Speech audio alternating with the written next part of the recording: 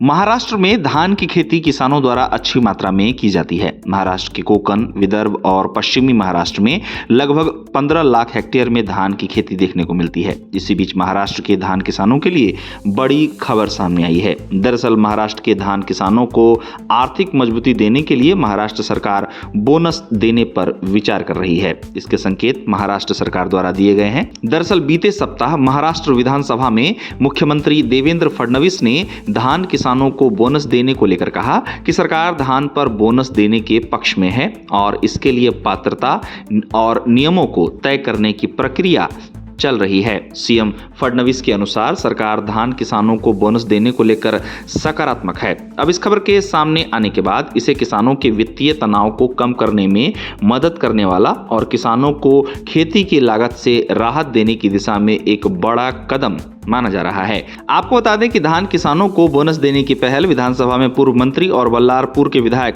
सुधीर मुनगंटीवार द्वारा लाए गए ध्यानाकर्षण प्रस्ताव के बाद हुई। विधानसभा में बात रखते हुए पूर्व मंत्री ने सरकार का ध्यान राज्य के किसानों की बढ़ती खेती लागत, अनिश्चित मौसम और बाजार से कीमतों के उतार चढ़ाव के कारण धान किसानों के भारी आर्थिक संकट में रहने को लेकर कराया। उन्होंने कहा कि धान किसानों की समस्या में सरकार का हस्तक्षेप बेहद जरूरी है। सरकार ने महाराष्ट्र के धान किसानों को बोनस दिए जाने के फैसले पर जैसा कि सकारात्मक रुख अपनाया है, तो बताया जा रहा है कि अगर इस दिशा में सरकार द्वारा फैसला लिया जाता है तो इससे पूर्वी महाराष्ट्र के धान किसानों को खासा लाभ पहुंचेगा, जहां धान की खेती पूरी तरह से मॉनसून और बाजार की स्थिति पर निर्भर करती है। बता दें कि खासकर चंद्रपुर, गढ़चिरौली, भंडारा और गोंदिया जैसे क्षेत्रों के किसानों को इससे खासा लाभ पहुंचने की बात कही जा रही है। बता दें कि महाराष्ट्र में धान के किसानों को अगर सरकार बोनस मुहैया कराती है तो अधिकारियों का कहना है कि यह फैसला किसानों के लिए बफर की तरह काम करेगा। जलवायु परिवर्तन और लागत के दबाव के बीच किसानों की आय स्थिर रखने में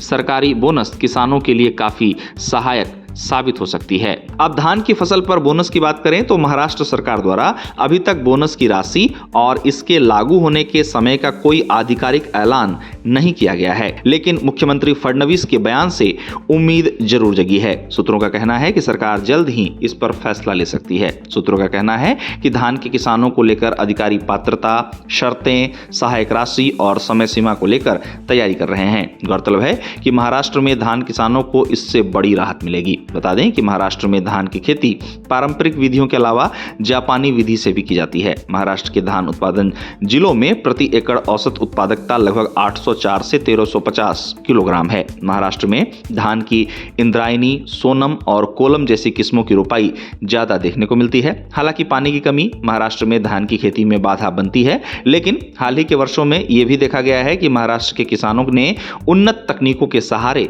धान का उत्पादन बढ़ाने में सफलता हासिल की है। महाराष्ट्र में धान की एमएसपी की बात की जाए तो वर्ष 2025-26 के लिए सरकार द्वारा धान पर एमएसपी 2369 रुपए प्रति क्विंटल तय की गई। वहीं ग्रेड ए धान के लिए महाराष्ट्र में एमएसपी 2389 रुपए प्रति क्विंटल तय हुई है। सरकार अब धान किसानों को बोनस देने के मूड में नजर आ रही है और आशा की जा रही है कि महाराष्ट्र की देवेंद्र फडणवीस सरकार जल्द ही धान किसानों को बोनस देने को लेकर आधिकारिक घोषणा कर सकती है।